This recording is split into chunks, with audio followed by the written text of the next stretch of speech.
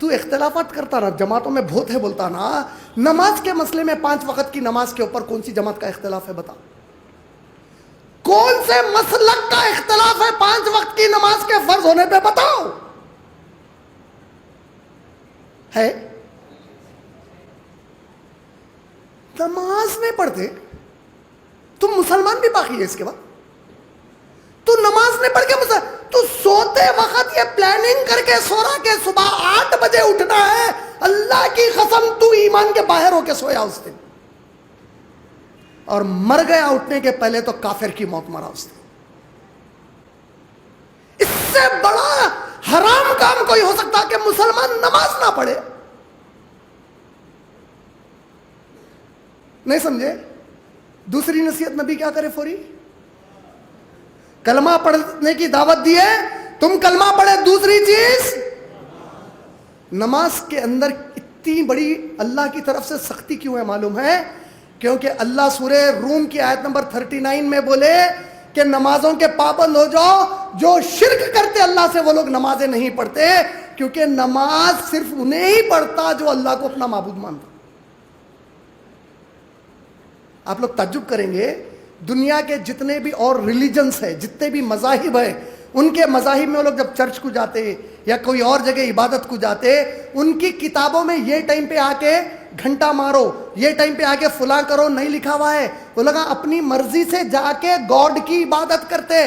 اللہ مسلمان کو بتائے نہیں، تو میرا غلام ہے، تو میرے پاس اس وقت ہی آئے گا جب میں بلاؤں گا، تیری مرضی سے نہیں چلے گا۔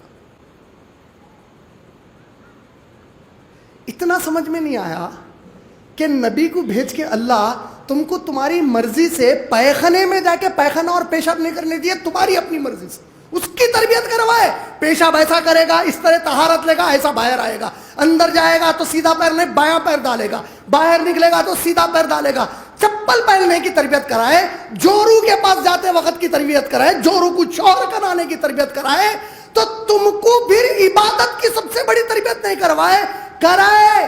بولے تو غلام ہے رے میرا، تو غلام ہے ری میری، تو 5 وقت غلامی کا ثبوت پیش کر کے تو میرے سوا کسی کو معبود نہیں مانتا، نہیں مانتی۔ اور جتنے آپ میں سے بے نمازی ہیں، یہ اچھی طریقے سے جان لو، سب سے پہلا حساب نماز کا ہونے والا ہے، بولے نبی صلی اللہ علیہ وسلم۔ اور قیامت میں جس کے نماز کے حساب برابر رہے، امکانات ہے کہ باقی کے حساب بھی اس کے برابر ہو جائیں گے۔ کوئی دوسرا حساب شروع ہی نہیں ہوگا جب تک کہ پہلے نماز کے اوپر نہیں پوچھا جائے گا مسلمان کو۔ دوسری نصیحت کیا کرے؟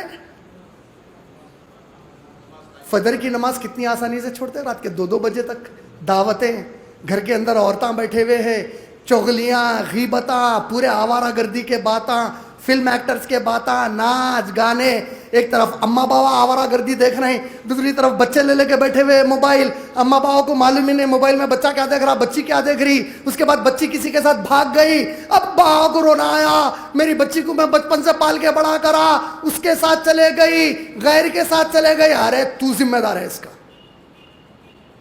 بچی ایک رات میں پلٹ کے نہیں بھاگ گئی گھر سے، تیری تربیت ہے بچپن سے، تو ہے جو اس کے دماغ کے اندر وہ کیڑے ڈالا۔ لو، ڈیٹنگ، پکچرز، موویز، اب کیا ہوتا بھائی، آج پورا معاشرہ چل رہا، برتھ ڈے سب چلتا، اتنا تو چلتا، اتنا تو چلتا نہیں چلتا۔ تم غلام ہے اللہ کے، تم جو چاہے بالکل نہیں چلتا یہاں پہ۔ یہاں اللہ جو چاہے چلے گا، تو پھر قیامت میں جنت میں تم جو چاہو چلے گا، یہاں صرف اللہ کی چلے گی۔ 5 وقت کی نماز، اگر آپ 5 وقت کی نماز نہیں پڑھ رہے ہیں تو اپنے دماغ کے اوپر کہ کیڑوں کو جھڑا لو کہ میں اچھا مسلمان بھی ہوں یا کبھی کامیاب ہوں گا، خطن نہیں۔ آج ہمارے پاس دینداری کا نام کیا ہے؟ جھوٹ لکھتے، جھوٹ بچی کے بایو ڈیٹا میں لکھتے، بہت سومو سلاد کی پابند، بچے کے بایو ڈیٹا میں لکھتے سومو سلاد کا پابند۔ وہ دونوں کم وقتوں کو نہ سوم کے معنی معلوم نہ سلاد کے معنی معلوم، وہ دونوں اتنے آوارہ ہے شادی کے پہلے کہ دونوں کو کچھ بھی نہیں معلوم۔ ذمہ دار، صحیح بخاری حدیث نمبر 5200 والیوم 7، باپ ذمہ دار ہے، تجھ سے پوچھا جائے گا گھر کے ساتھ کیا کر کے آیا۔ سورہ تحریم سورہ نمبر 66 آیت نمبر 6، کتنا ایزی ریفرنس ہے دیکھو، 66 سورہ کا نمبر ہے، 6 آیت کا نمبر ہے۔ یا ایھا الذین آمنوا آیت کس کے لیے ہے؟ مسلمانوں کو بول رہے اللہ، غیر مسلمانوں. مسلمان، اے مسلمانوں، خود کو اور اپنے بیوی بچوں کو جہنم کی آگ سے بچاؤ. اس کا جو داروغہ ہے بڑا پتھر دل ہے، پلک جھپکنے کے پہلے اللہ کے فیصلے کو بجا لاتا ہے. کبھی تفصیل سے تفسیر پڑھو. قرآن میں جو دوزخ کی آیتیں آئیں اس میں سے ایک آیت میں آیا کہ جنتی پوچھیں گے ہمارے ساتھ فلاں آدمی رہتا تھا، بڑی خیرات کرتا تھا، لوگوں کی بڑی مدد کرتا تھا، گھر میں کسی پہ مشکل آ گئی تو سب سے پہلے موجود رہتا تھا، موجود رہتی تھی، بہت اچھی تھی، بہت اچھا تھا. جنت میں کہیں دکھائی نہیں دے رہے. یہ لوگ آپس میں بات کرتے، ایک فرشتہ آئیں گا، بولیں گا کیا آپ ان کو دیکھنا چاہیں گے جس کے بارے میں پوچھ رہا ہوں؟ لوگ بولیں گے ہاں. فرشتہ بولے گا چلیے میرے پیچھے پیچھے آئیے. کہاں لے جائے گا؟ جہنم کے کنارے لے جائے گا اور کہے گا جھانکو وہاں.